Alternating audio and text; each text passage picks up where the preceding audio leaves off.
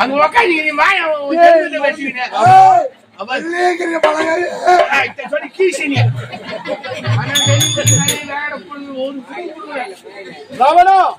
மரியாதையோடு வந்து நான் கேள்றா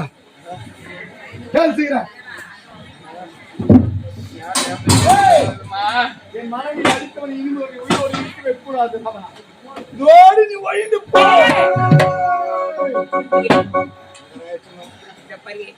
ஐயோ பாவங்க ராவணேஸ்வரன் அவனை கொண்டு விட்டால் அவனுடைய மனைவி மண்டபடி அந்த விதை குறைக்க நம்மால் பார்க்க முடியுமா?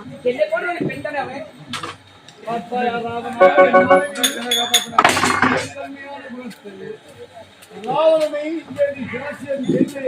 அவனுடைய மாணவி மங்கோதரி இருந்து விடுவார் என்று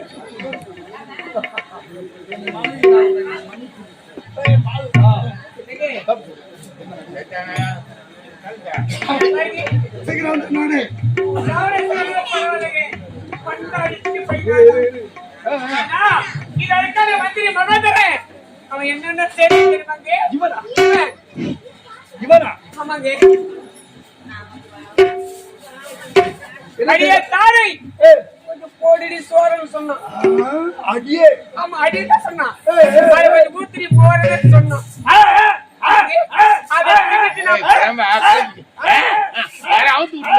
கட்டி போடுங்க பாத்தா அதை திணித்து கூட்ட போற ஏன்னு சொன்னான். ஆமாங்க அது மட்டும் கிடையாது. என்ன சொன்னாங்க? அடியே தாரை கண்ணாடி கோழி தெரியுமோன்னு கேட்டான். கண்ணாடி கோழிக்கு அந்த கோழியை ஓங்கி தரையில் அடித்தால் எப்படி தூள் தூளாக போகுமோ அது மாதிரி கணவனை அடிச்சு கொண்டு சொன்னான்.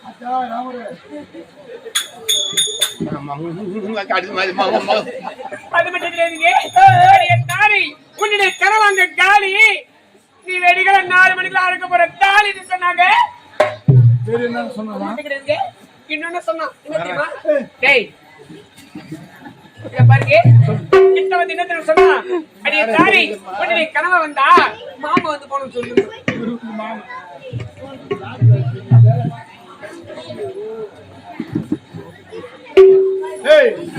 என்னடா சொன்னேன்? கேட்டியா?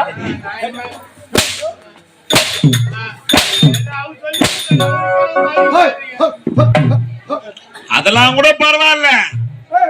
உனக்கு முன்ன இந்த அம்மாவை அவர் பார்த்திருந்தாருன்னா அவர் தான் தாலி கட்டிட்டு போறான். அவங்க காதல் எத்தனையோ பேர் ஆடைகளை அணிந்து நான் பார்த்திருக்கேன். ஆனா இது போன்ற ஆடை நான் பார்த்தது. இந்த ஆடையின் எங்கே எடுத்தாய்?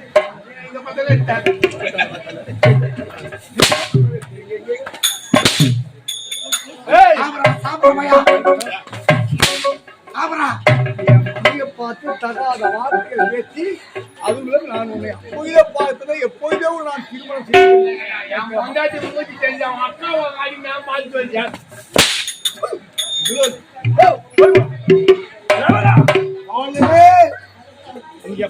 தப்பு செய்தவன் தன்னைத்தானே உனது மன்னிப்பை கேட்டால் ஒரு வீரனுக்கு மன்னிப்பதுதான் வழக்கம், நல்லது.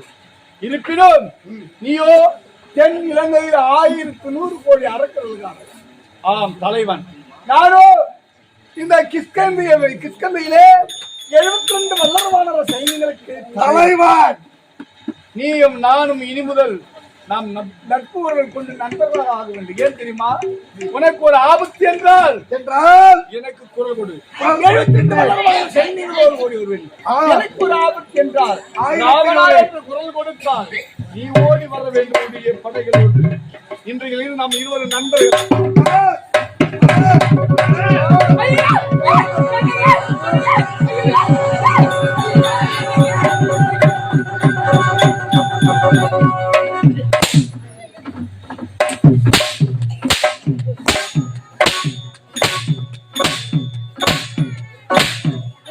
என்ன தப்பானது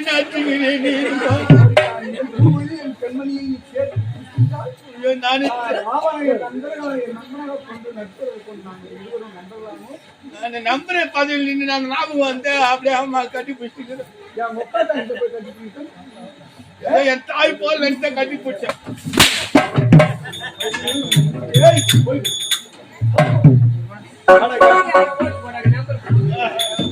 ஆரை, நேரம் கடந்து கொண்டே இருக்கிறது. புறப்படு போலாம். கண்டோடி ஓடுங்க.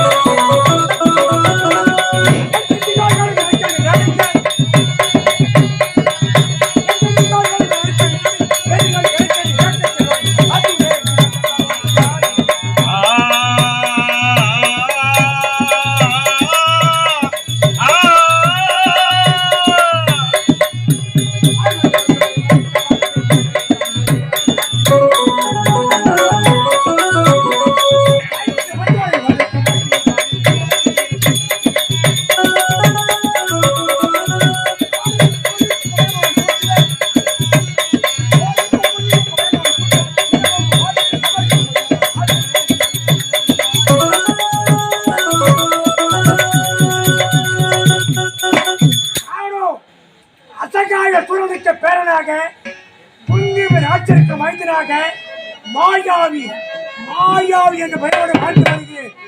என் தந்தை சாதாரணமானவர் அல்ல, அவர் மாயச்சாரன். அதாவது மாயாஜாலம், மஞ்சளஜாலம், கூடுவிட்டு கூடுவாய்கள் அனைத்து கை தேர்ந்த எங்கள் குந்திவியை எவனோ கிருஷ்ணத்தை ஆள்பவனாம் பூச்சியாம் ஓடி என்று கொண்டு விட்டிருக்கிறார். என்னை இருவாப்போல் அவனை பார்க்க கண்டு அவனை போல் புரிந்து அவனை கொண்டு அவன் உதயத்தை எடுத்து கேட்டு என் தந்தையை நியமக்கணை செய்ய வேண்டும். அதற்காக இந்த சிக்கை வந்திருக்கிறேன். எங்கு இருக்க தேவையில்லை. அடே வாழி, அடே வாழி, அடே நான் அனுமதியின்றி நாட்டிற்கு வந்தது நின்று கொடுத்து அழைக்கிறேன். என்னை யார் என்று கேட்கிறாயா? நான் தான் துந்திவர் ஆட்சியன் மைந்தன் மாயாவி. துந்திவர் ஆட்சியன் மைந்தன் என் தந்தை கொண்டவன் நீதானே? என் தந்தை கொண்டவனை கண்டுபிடித்து அவனை கொன்று உன் குதிரத்தை எடுத்து சென்று என் தந்தை செய்ய வந்திருக்கிறேன். உன் தந்தைக்கு இருப்பது ஒரே ஒரு மகன். உன் தந்தைக்கு சென்று நீ நியமச்சாதனம் முடித்து அதன் பிறகு வாய் போய் நடப்பது அது கிடையாது. என் தந்தை ஏமாந்த நேரத்திலே என் தந்தையை கொண்டு விட்டார். அப்பேற்பட்டவன் என்று மாயார்கள் ஓடிப்பார். உயிருக்கு பயந்து ஓடி ஓடி. அப்படி என்றால் சமர்தான். நீயா நானா பார்க்கிறேன்.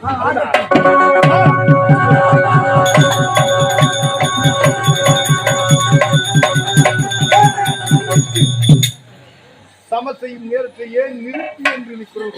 நாம் சமர்பயம் இடத்திலே பார்த்தாயா எவ்வளவு மிருக ஜந்துக்கள், எவ்வளவு ஊர்வன பரப்பன இருக்கிறது. நாம் சமர் செய்யும் போது, நாம் சமர் செய்யும் நேரத்தில் எல்லாம் அழித்திடும். எனவே இந்த இடம் எனக்கு போதாது.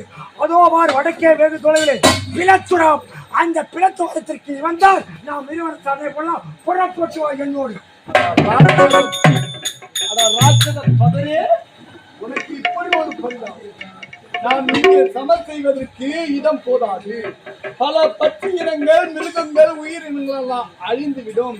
அதோ தெரிக்கிறதே வடக்கே இருக்கிறதே பிளத்துவாரம். அந்த பிளத்துவாரத்துக்கு போவதற்கு வருவதற்கு ஒரே ஒரு வழிதான். அங்கே வா, அந்த குகைக்குள் போகலாம். நீயா நானா என்று பார்க்கலாம் என்கிறாய். நீ சொல்வது உண்மை. நீ எப்பேற்பட்டவன்? நீயோ மாயாஜாலங்களை குற்றவன். மாயாஜாலம், மந்திர ஜலம், தந்திர ஜலம், இந்திர ஜலம் அத்தனையும் கூடு விட்டு கூடு போகும் தன்மைகள் அனைத்தும் தெரிந்தவன். நாம் இருவரும் சமத்தையும் சமயத்தில் நீ எப்படியும் மலையாகவும் மடுவாகவும் புழுவாகவும் பூச்சாகவும் நீ உருவெடுத்து வந்து விட்டாலும் வந்துடுவாய். உன்னை இனி முதல் அழிக்கவே முடியும். இதுதான் தான் தருணம் உன்னை கொள்வதற்கு. இந்த வாய்ப்பதில் சரியான ஒரு வீரனை கவனம் வைக்க வேண்டுமே. இதற்கு யார் தகுதி உள்ளவன்? சபா என்னுடைய வீரத்துக்கு சமம் உள்ளவன். என்னுடைய அன்பு தம்பி சுக்ரீவன் நட்சத்திரம், நம்பிக்கை நட்சத்திரமாக இருக்கின்றான். அவன் அழைத்து தொகையின் காவலை வைத்துவிட்டு பிறகு போகின்றேன் சமருக்கு. தம்பி சுக்ரீவா,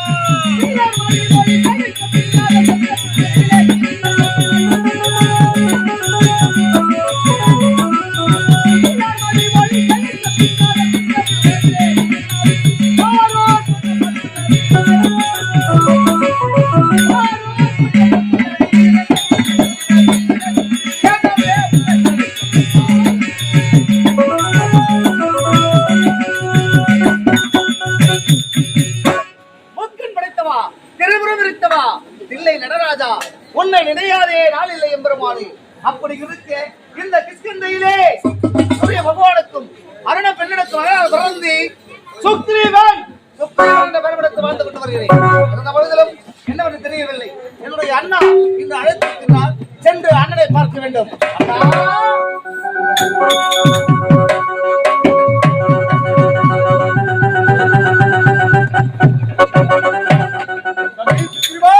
அண்ணா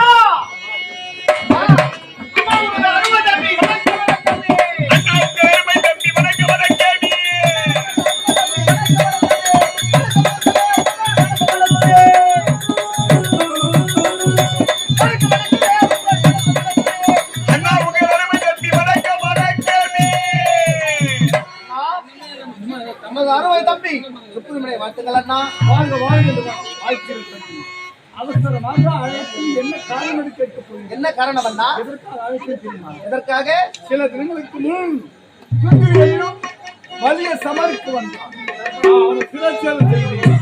அவருடைய ரகசியம் எல்லாம் எனக்கு தெரியும். அவருக்கு பிறகு அவருடைய தம்பி மாயாவி வந்தான். சமருக்கு சமர் செய்வதற்கு இந்த இடம் போதாது, வடக்கே இருக்கிறது கிளத்துவார். அதற்கு நீயா நானா பார்க்கிறான். அப்படியா? வருவதற்கு ஒரே ஒரு வழிதான் இருக்கிறது. கொள்ளுவதற்கு என்னால் முடியும் தம்பி. அண்ணா சென்று அவன் எத்தனை மாதம் என்ன எத்தனை வருடங்கள் எல்லாம் அவன் கொண்டு முடித்து வரும் வரையிலும் இந்த புலத்துவாரை வாழ்வதை காவல் இருக்கிறது. இவ்வளவுதானே. எதற்காக செய்யும்? எதற்காக? அவனோ மாயாஜாலம் பெற்றவர் மலையாகவும் மடுவாகவும் புல்வாகவும் புச்சாகவும் ஈயாகவும் எறும்பாகவும் உருவெடுத்து வந்து விடுவான்.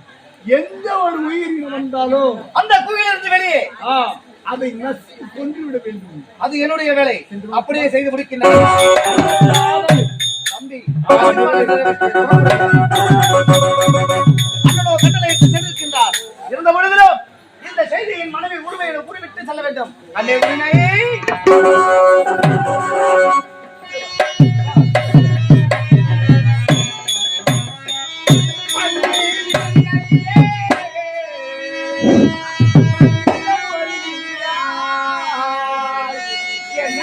Papa.